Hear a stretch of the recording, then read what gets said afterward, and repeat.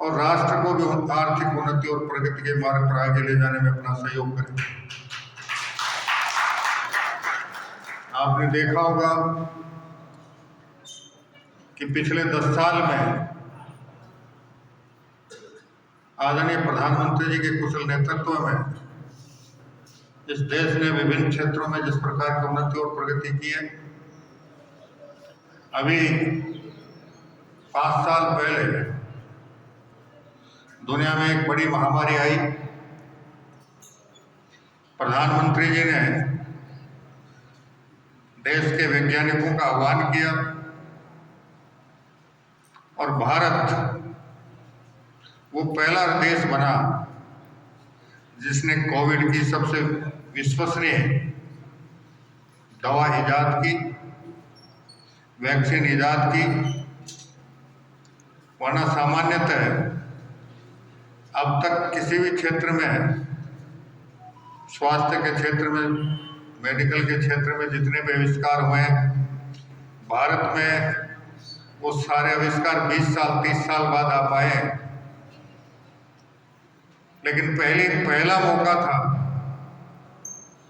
जब देश के वैज्ञानिकों ने पूरे प्राण से अपने कौशल का उपयोग किया और पूरी दुनिया के सामने ये बता दिया कि भारत का कौशल, भारत के वैज्ञानिक किसी से कम नहीं है। इसी प्रकार 8-10 साल पहले तक भारत दुनिया का के 3-4-5 देशों से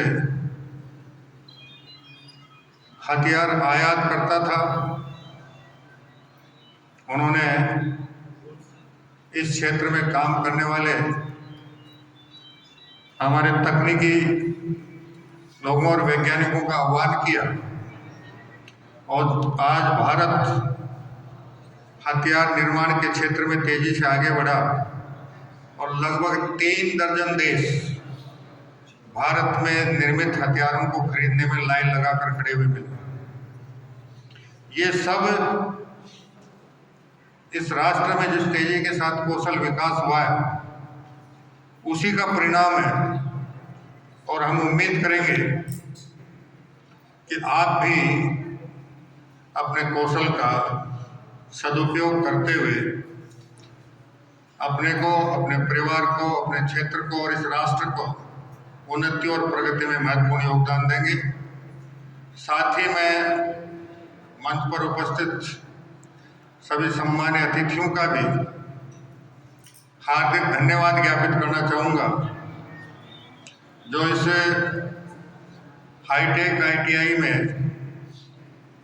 गरीब वर्ग के विद्यार्थी, बालक बालिकाएं पढ़ने आते हैं और अगर वो आर्थिक रूप से सक्षम नहीं है तो उनकी आर्थिक मदद करके उन्हें अपना कौशल विकास करने का मौका देते हैं। तो सबके लिए भी मैं इन सभी का जो इस क्षेत्र में सहयोग करें हार्दिक धन्यवाद ज्ञापित करना चाहूँगा।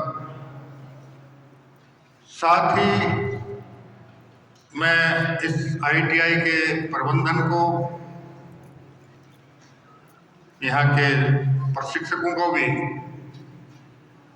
हार्दिक धन्यवाद देना चाहूँगा कि यहाँ से प्रशिक्षण लेकर निकले हुए,